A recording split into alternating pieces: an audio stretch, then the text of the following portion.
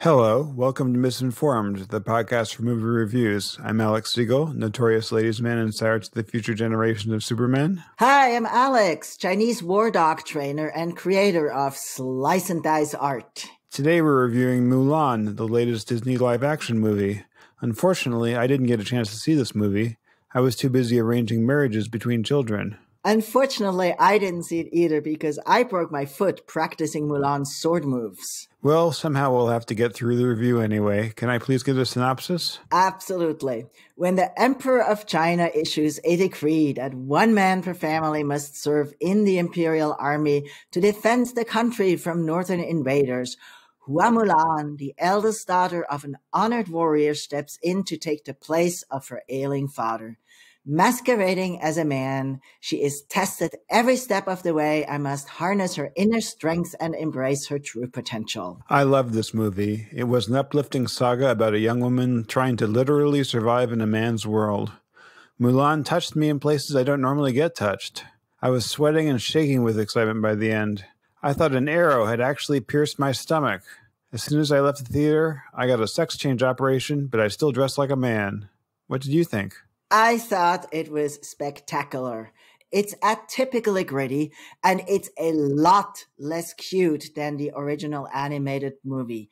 Thank goodness. My favorite line was, "I like the way you swing your sword." What was your favorite line?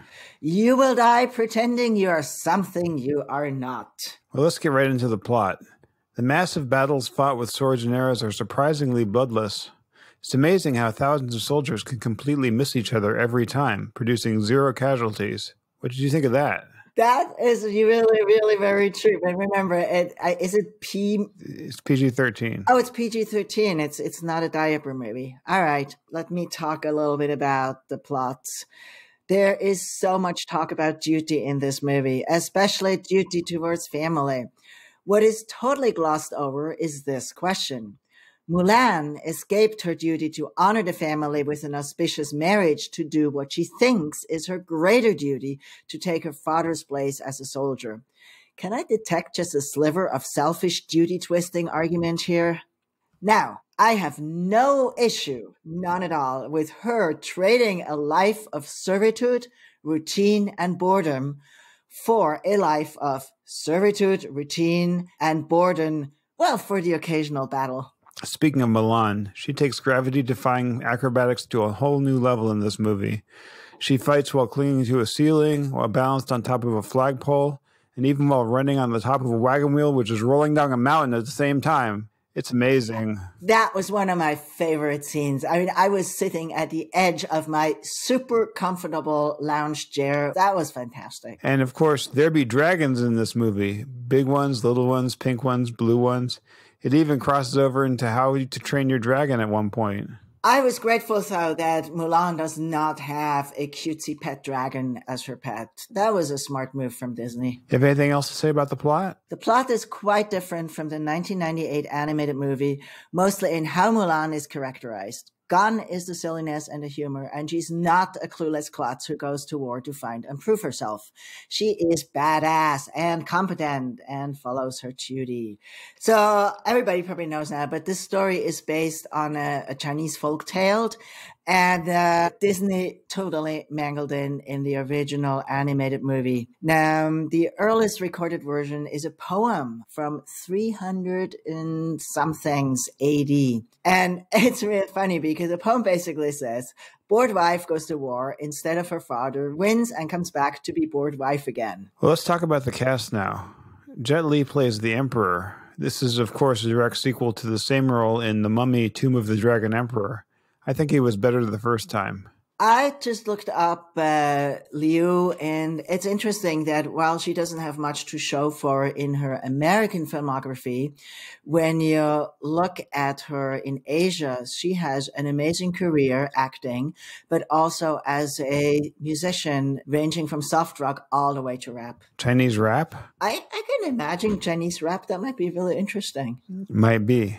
Speaking of rap, what did you think of the music or sound? I only have one comment. Thank goodness this is not a musical. Well, I was fascinated by the sound mixing. Every weapon in this movie produces its own unique sound. There's swishing, twanging, plinking, and thudding. You could practically follow the action with your eyes closed, and exactly that's what I did for the first half an hour. I think that is a really nice touch for people who are visually impaired. Indeed. What did you think of the costumes? Well, following closer to reality, Mulan actually does not cut her hair in this live-action version. And like a true warrior, she swings her hair around during battle. I love that. They went all out with the traditional Chinese costumes, but did they have to include feet binding? The poor actresses were tiptoeing around in obvious agony. I think that was too much attention to detail. What did you think of the special effects? So, do you remember the movie Crouching Tiger and Hidden Dragon from 2000? Yes. So it had this amazing wire work, right? I've watched that movie maybe 10 times just because of that.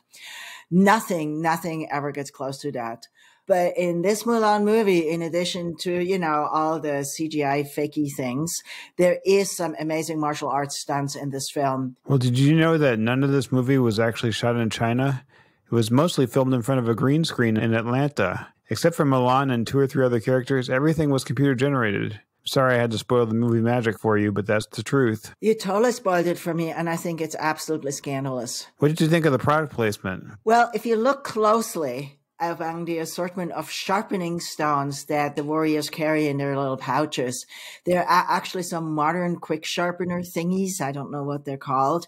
What I do know is as most of these things barely work and they ruin your blades. I noticed the sword polishing cloths for the perfect mirror finish on every sword. I guess sometimes you need to apply eye makeup on the battlefield, and it's always good to have a shiny sword to use as a mirror. I'm speechless. What do you think of the big twist at the end? Well, what can you say and hope and wish for? Don't we all want her to not get married, not fall in the footsteps of her lovers, but remain a star shining of her own, all the way to the throne? I mean, it is so cool that she becomes only the 2nd empress in Chinese history at the end of this movie. I thought it was a kind of a cheap stunt that Mulan was actually a boy who liked to dress as a girl at the beginning. It was a very confusing message, but the moral of the movie was clear. A skinny 100-pound girl can single-handedly defeat a horde of barbarians every single time. And that leads to my recommendation, which I have to admit, I'm so much looking forward to this movie. I'll probably be utterly disappointed.